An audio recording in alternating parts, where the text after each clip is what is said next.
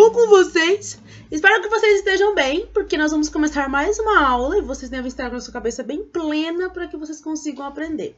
Gente, nós vamos estudar hoje a Itália e a Alemanha na década de 20, mas na verdade nós vamos ver só a Itália, tá? Por que eu não vou falar da Alemanha? Porque a Alemanha eu teria que falar para ela como que ela tá na década de 20 e depois eu vou ter que falar para vocês do nazismo numa outra aula. Se eu falar para vocês agora, eu vou ter que repetir tudo de novo da Alemanha para que vocês consigam entender, porque a forma com que a Alemanha estava na década de 20 explica muito o surgimento do nazismo depois. Então eu vou falar da Itália agora, porque daí eu já falo para vocês da estrutura, como que foi a Itália, como que foi o lance do fascismo e tal, e a Alemanha nós vamos falar então na aula de nazismo, tá? Então vamos lá, o fascismo na Itália. Gente, o fascismo, que é um assunto tão importante para a gente poder compreender, porque o fascismo ele surgiu na Itália na década de 20, entretanto ele acabou se ramificando, indo para outros países, né, como por exemplo a Alemanha. Nós vamos ter o nazismo, que é uma ramificação do fascismo, em Portugal também nós teremos, na Espanha nós teremos as ideias fascistas por muito tempo, e em outros lugares do mundo de outras formas. Tantas pessoas falam de fascismo, que a gente fica naquela, meu Deus do céu, mas o que é fascismo, o que não é? Fascismo é altamente perigoso. O pensamento fascista, que nasceu na década de 20, ele é um pensamento totalitário, extremamente totalitário, autoritário, militarista, xenofóbico, racista, violentíssimo. Mas professora, como é que um negócio desse pode nascer e crescer dentro de uma sociedade? É isso que vocês vão ver na aula de hoje. Como é que um pensamento fascista pode surgir dentro de um país e as pessoas simplesmente aceitarem ele? Como? Em primeiro lugar, nós vamos falar da Itália, que é lá que surgiu o fascismo. Então vamos entender aí como é que surgiu. A Itália, na década de 20, estava arregaçada, estrupiada, destruída, né? Ela participou da Primeira Guerra Mundial e apesar de ela ter trocado de lado e entrado do lado da Tríplice Entente e acabar ganhando a guerra, ela achava que ela não tinha ganhado território suficiente, né? E que ela também estava mal economicamente, porque foram muito tempo de guerra, muito desemprego, muita gente que saiu dessa guerra aí estrupiada, arregaçada, sem perna, sem braço, enfim. Então a Itália precisava de uma estrutura e ela não tinha essa estrutura econômica na época. Então a população estava desolada. E quando a população está desolada, desesperada, entendendo, se agarrando em qualquer coisa para solucionar os seus problemas, é aí que ideias como ideias do fascismo podem tomar conta da mente das pessoas. Porque as pessoas desesperadas, elas recorrem a medidas desesperadas. Só que essas medidas desesperadas, às vezes, podem acabar com elas muito mais do que elas imaginam. Só que na hora do desespero, a gente não pensa nisso. Imagina vocês, por exemplo, na hora dieta. Não sei se vocês já fizeram, mas a Marina já fez várias. Quando a gente quer muito emagrecer rapidão por causa de algum evento, por causa de alguma coisa, a gente vai lá e faz umas dietas meio retardada, a dieta do abacaxi, a dieta do ovo, a dieta da lua, a dieta do não sei o que. São coisas que prejudicam o nosso corpo. Mas na hora a gente fala, não, isso aí vai estar super certo, ó. Com certeza. Então vocês imaginem na cabecinha de vocês as pessoas desesperadas por causa da economia e de repente surge uma ideia que parece que vai salvar tudo. Mesmo essa ideia contendo coisas terríveis dentro dela. Foi o que aconteceu no início do século XX, na verdade em 1919, quando vai surgir o fascismo. O fascismo surgiu dentro de um partido lá na Itália, tá? O partido do Fácio, o Partido Nacional Fascista. Ele surgiu pelas mãos do Mussolini, que era um dos líderes, e que comandava diversas outras pessoas dentro do fascismo. Só para vocês poderem entender um pouquinho mais sobre o Mussolini, né? O Mussolini, ele foi um cara que nasceu de uma família. Tinha um pai e a mãe dele, assim, enfim, classe média. A mãe dele trabalhou pra caramba ao longo da vida para poder sustentar a família, porque o pai tinha problemas com álcool e tudo mais. O pai dele, ele era bem socialista, assim, foi metido com bastante coisas do tipo ideias marxistas na época, aquela coisa toda. O Mussolini também foi por um período, depois ele saiu e começou a criar ideias fascistas, né? Ele começou a ter várias críticas em relação ao socialismo, inclusive no governo dele, ele vai perseguir comunistas, aquela coisa toda. Mas enfim, na adolescência ele cresceu assim, né, aos trancos e barrancos. Na escola, ele foi expulso N vezes. E também tem um episódio dele ter espancado um dos seus colegas pra caramba na época da escola. E na época dele servir o exército, ele fugiu do país para não servir o exército. Enfim, né, ficou vagando por aí, foi pra Áustria, fez algumas coisas e tudo mais. Foi expulso de lá também, teve que voltar pra Itália. Depois ele fugiu de novo para não servir o exército, até que ele não teve mais opção e teve que servir o exército. Em 1919 ele vivia aí nessa Itália que estava se sentindo desprezada, que estava mal economicamente.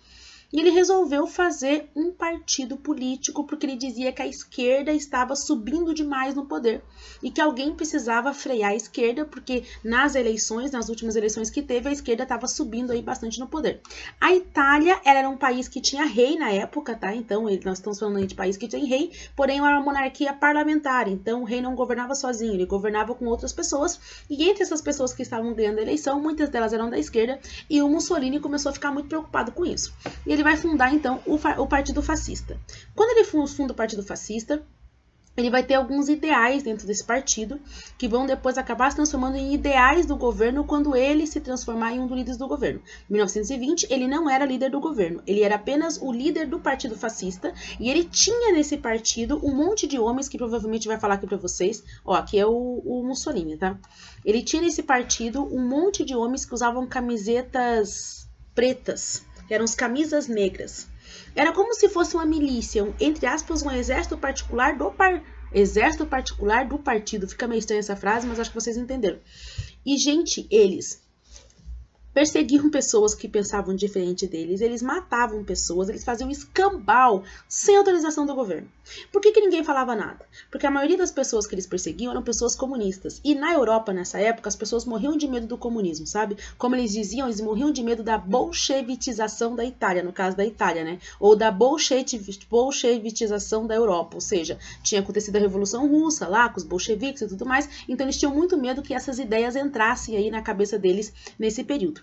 E por causa disso, o Mussolini podia fazer o que ele bem entendia, que ninguém falava nada, porque assim, ah, não, mas pelo menos tá batendo em comunista, ah, não, mas deixa ele, pelo menos ele tá perseguindo, né, ali, aqueles socialistas, pra eles não colocarem o socialismo aqui dentro. Então ele acabou ganhando bastante espaço por causa desse medo que as pessoas possuíam, tá?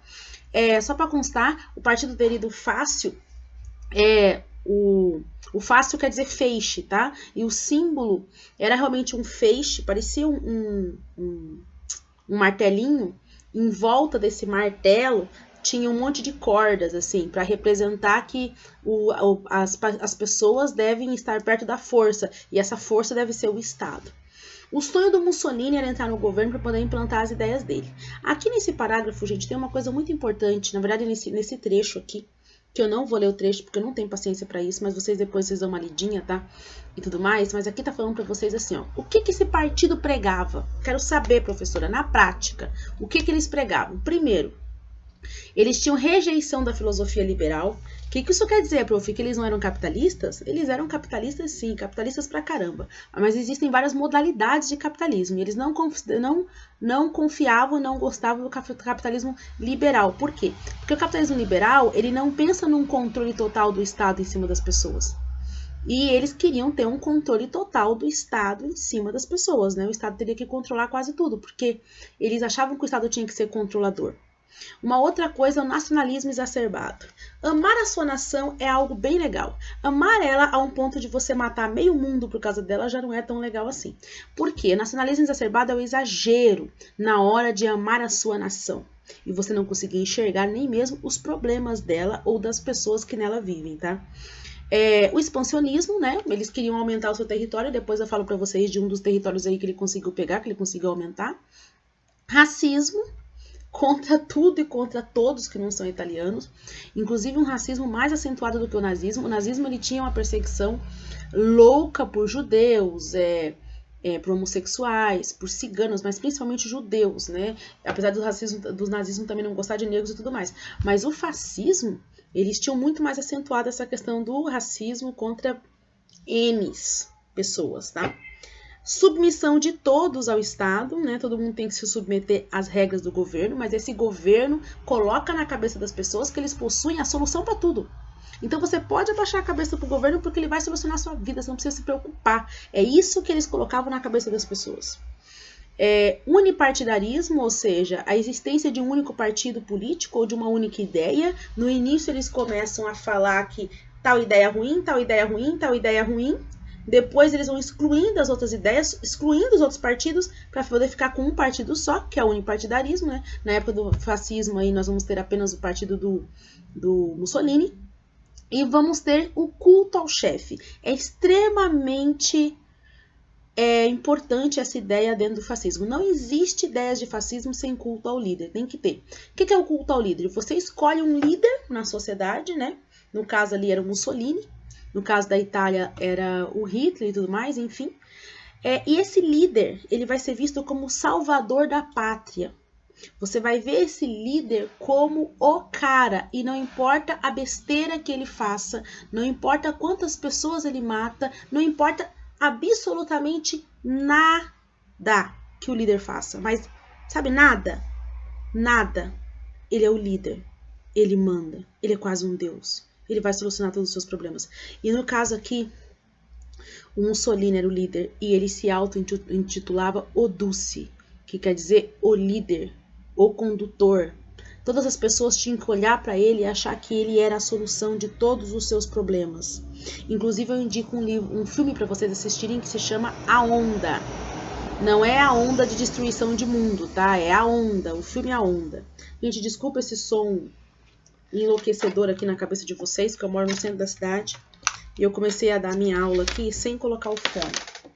E eu não vou ter muito tempo para ficar editando isso aqui depois. Então, eu coloquei o fone agora e vida que segue e vamos continuar nossa explicação. E assim, se passar algum caminhão, não tem muitos problemas. Então, olha só, gente. O culto ao chefe, né? O Duce é o infalível, o cara, o tan. E a sociedade hierarquizada. Você vai dizer que é natural a desigualdade social. Você não vai tentar resolver essa desigualdade porque não era essa a intenção que o Mussolini possuía. O Mussolini ele tinha a intenção de fazer com que o Estado ficasse extremamente forte e tudo mais, só que não significa que todas as pessoas devem estar fortes dentro desse Estado. Se as pessoas estão desoladas, perdidas, regaçadas e destruídas, essa ideia de que um líder vai resolver todos os seus problemas de forma forte e de forma firme entra mais fácil na cabeça das pessoas. Não significa que entra fácil na cabeça de todas as pessoas, porque algumas pessoas são um pouco mais pensantes do que outras, mas a massa como um todo, no auge do seu desespero, ela acaba caindo no meio dessas ideias. E a Itália, gente, ela tinha todas as características para cair na ideia do fascismo. Esse texto aqui, que eu não vou ler tudo com vocês porque eu não tenho paciência, mas tem uma parte aqui que é fantástica, que explica para vocês as principais características de um fascismo. O fascismo tá aqui, ó. O fascismo é um movimento chauvinista, antiliberal, antidemocrático, antissocialista e antioperário. Mas o que eu queria chamar a atenção para vocês aqui é o chauvinista, porque talvez vocês não conheçam e pode ser que caia no vestibular. As outras palavras eu acho que vocês entendem o que está falando. O chauvinismo é uma idolatria sem fim às forças militares. Você olha um militar, seu coração se enche de esperança, porque você acredita firmemente que eles vão solucionar todos os seus problemas. E dentro do fascismo tinha uma adoração muito grande às forças militares. Mesmo que elas tivessem que utilizar de muita violência, a justificativa era: eles precisam fazer isso para o bem da nação. É sempre essa a justificativa. Inclusive tem uma frase usada muito por Mussolini, que dizia que nada contra o Estado, nada deverá existir fora do Estado ou contra o Estado. Nada deverá existir acima do Estado, fora do Estado ou contra o Estado. Essa era uma frase dita pelo Mussolini. Sabe o que é Estado? Estado com E maiúsculo quer dizer país. Ou seja, nada fora da vista deles. E assim eles foram incutindo aos poucos a ideia na cabeça das pessoas, mas ainda não haviam incutido totalmente. Mas em 1922 vai acontecer a Marcha sobre Roma, no qual Mussolini, junto com os camisas negras e mais um monte de pessoas que acreditavam na ideologia fascista e acreditavam que o fascismo poderia reconstruir a Itália, eles vão marchar sobre Roma. Não me lembro qual é a quantidade, vocês podem procurar na internet, mas eu sei que era muita gente. Para quê? Para fazer uma pressão em cima do rei. Na época, o rei Vítor Emanuel III, e ele deve estar aqui para vocês, ó, aqui, Vítor Emanuel III, 1922, era ele que escolhia o primeiro-ministro. E o primeiro-ministro é como se fosse o presidente de um país. Apesar de ter rei, num governo parlamentar, o primeiro-ministro tem muito poder. E essa marcha sobre Roma, os fascistas fizeram para obrigar ou para pressionar o rei Vítor Emanuel III a colocar o Mussolini como primeiro-ministro. A pressão será tão grande que ele vai colocar o Mussolini como primeiro-ministro. E é aí que a coisa começa. O Mussolini vai implantar as suas ideias totalitárias e autoritárias. E eu gostaria de diferenciar para vocês aqui totalitarismo de autoritarismo. O totalitarismo é o tipo de governo que utiliza a violência para impor todas as suas vontades. E eu estou falando da violência física e da violência psicológica. Se for necessário mudar toda a educação, toda a escola, todo o currículo, para que as pessoas comecem a pensar do jeito que o governo quer, ele vai fazer. Se for necessário prender as pessoas que falam coisas que ele não gosta, ele vai fazer, ou seja, não existe liberdade de expressão, não existe nada dessas coisas dentro do totalitarismo. O autoritarismo é quando um governo é bem centralizador e tudo está sob o controle dele. Por exemplo, o autoritarismo geralmente está presente nas ditaduras. O totalitarismo está presente dentro do fascismo. E se você junta esses dois, a coisa é bem mais forte e bem mais violenta aí. E um outro detalhezinho aí do totalitarismo e do autoritarismo é que o totalitarismo, ele convence as pessoas de que a violência física, psicológica, ou seja lá o que for, é a forma de fazer com que uma sociedade cresça. E ele consegue convencer mentalmente as pessoas. Ele não vai algemar as pessoas, ele não vai brigar com as pessoas para as pessoas fazerem isso. Eles vão convencer as pessoas a fazerem isso. O Mussolini convenceu diversas pessoas a pensar dessa forma. Ou seja, os próprios cidadãos vigiam outros cidadãos para que eles respeitem o governo, mesmo que o governo esteja sob as rédeas de um fascismo.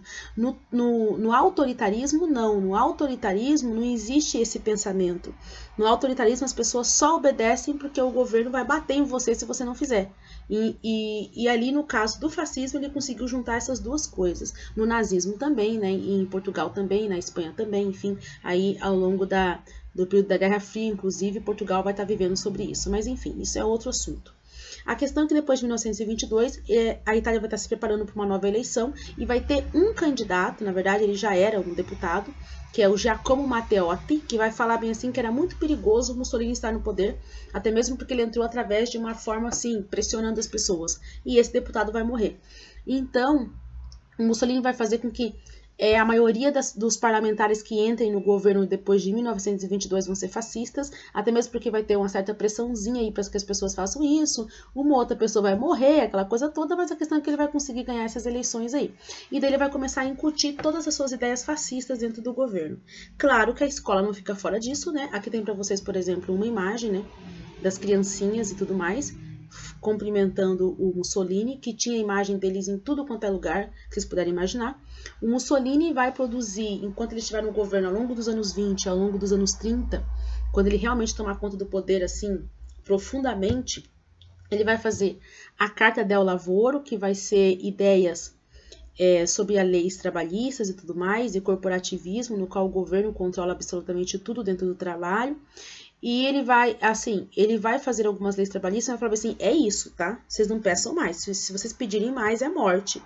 Vai estabelecer a pena de morte, que é também uma forte característica dentro dos governos fascistas, né? Apoiar a pena de morte. Sobre a justificativa de que é para matar pessoas bandidas, mas você acaba matando bandidos e não bandidos no meio do processo, porque os processos acabam sendo muito rápidos e não dá para compreender muito bem quem é que está morrendo aí na fila do pão. E ele vai conquistar a igreja, porque ele precisava da igreja ao lado dele, e é ele que faz o Tratado de Latrão. Ou seja, o Tratado de Latrão é aquele que cria o Estado do Vaticano, o país do Vaticano. O Vaticano é o menor país do mundo, e lá no Vaticano o Papa ele é rei, e ele é rei até hoje, porque a Igreja Católica ela nunca gostou da unificação da Itália que aconteceu lá no século XIX, né, na segunda metade do século XIX, que houve a unificação da Itália. A Igreja Católica nunca gostou porque os estados católicos, os países católicos que existiam aí, tiveram que se submeter à Itália, né?